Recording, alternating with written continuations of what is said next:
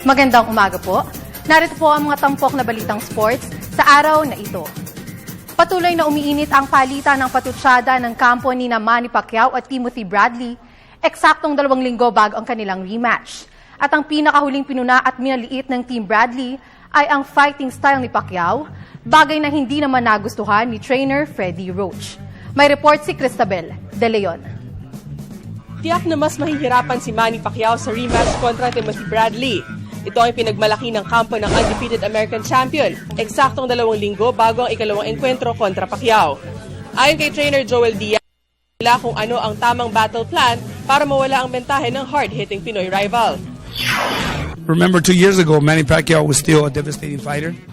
Manny Pacquiao was still vicious. He had that killer instinct, the eye of the tiger. And after that knockout that Juan Manuel Marquez, gave him, I think that he lost a lot, especially self-confidence in him. I seen it with Brandon Rios. He wasn't the same.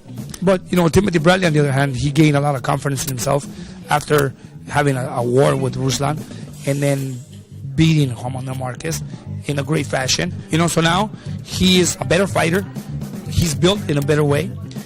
His punches are being more effective. So I think that's a big advantage. Sa kabilang banda, nananatiling palaban naman ang Team Pacquiao.